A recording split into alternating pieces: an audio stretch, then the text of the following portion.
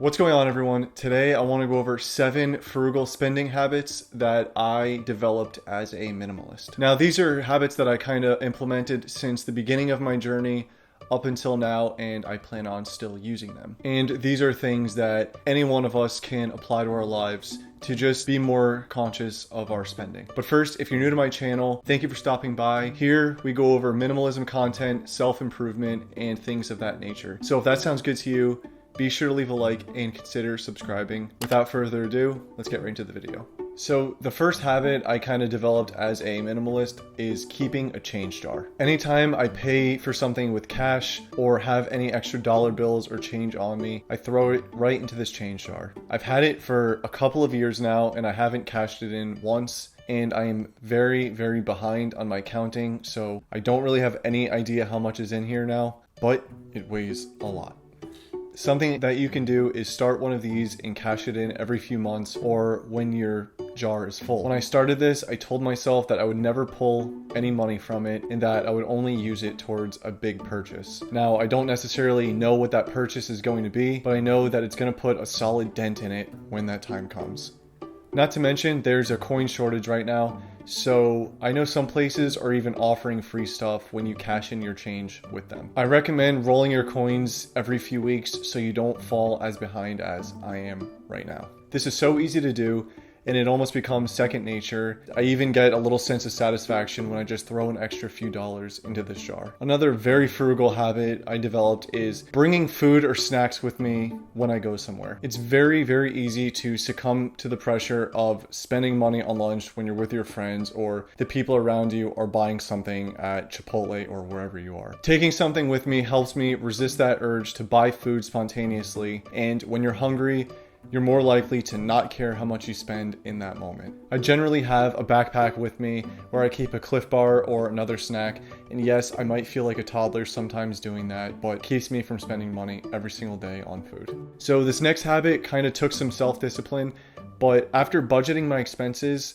I was able to take a certain percentage of all my checks and just dedicate that to my savings without touching it. What I recommend is doing your budget and determine how much is possible for you to put away into your savings without leaving yourself strapped. Don't leave yourself financially uncomfortable for the month, but do enough to where you can put some in your savings and still be somewhat comfortable. Whether it's $20 a check or $100 a check, eventually it'll still add up and you will be glad you did. Make sure you pick a goal and stick to it. For example, having $1,000 in your savings in 6 months. Having a specific number goal will help you stay committed. So something else I like to take advantage of is buying things used when possible. For example, my car was used when I got it, my camera was used when I got it. Most of my biggest purchases were all used. And if the idea of buying something used scares you, if you really think about it, everything you own now and have used is used. If you're thinking of making a purchase on Amazon, consider looking on OfferUp, Facebook Marketplace, or even your local thrift store, especially for appliances and electronics. And if you're looking for something specific, before you go out and buy it brand new, ask around for family and friends if they're willing to sell theirs or if they know someone who is. You might be surprised how many people are willing to part with things with a somewhat even lower offer. So another habit I kind of developed a couple of years ago was maximizing my credit card rewards point system. If you have a credit card that earns rewards points on certain purchases or any purchases, I think it makes a lot of sense to put mandatory spending on these cards so you can earn points on them. In other words, if you're spending $20 a week on gas, you might as well put that on this credit card that earns points. Now, I know a lot of credit cards scare people, and the idea of using a bunch of different cards throughout your week can get a little stressful or confusing, but there are actually a lot of ways to take advantage of this. Now, I bank with Chase and I have 3 of their credit cards, which allows me to combine these points and I redeem them at the end of the month towards my savings. The way I look at it is, if you have to buy gas, groceries, and pay your bills anyways,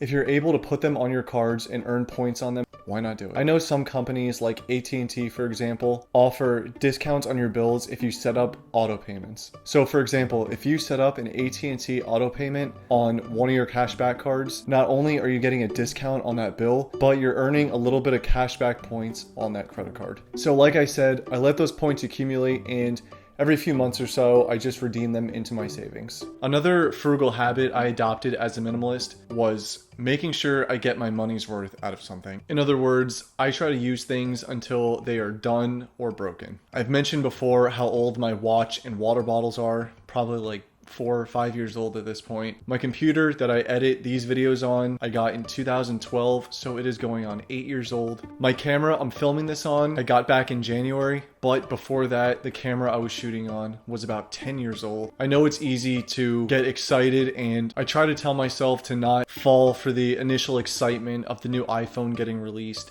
and just take a step back, look at what I have, and appreciate that it works and I can get by with it. This whole philosophy kind of goes back to something I was talking about a couple videos ago, where I mentioned buying things of higher quality to not have to replace them every so often. And finally, the last thing is to celebrate small wins. I think it's important to appreciate the milestones and reaching some of your smaller goals. If you just take a step back and look at where you started versus where you are after taking a few of these habits, you might be really proud of yourself. And I think if you look at these smaller wins, they can help motivate you to reach those bigger goals. Whether it's to increase your savings, make a big purchase that is necessary, or create an emergency fund, celebrate those small wins. Anyways, thank you so much for watching. I hope you got some value out of this, and I hope you're enjoying this type of content. I know I enjoy making it. If you'd like to see more of these types of videos, be sure to leave a thumbs up and consider subscribing.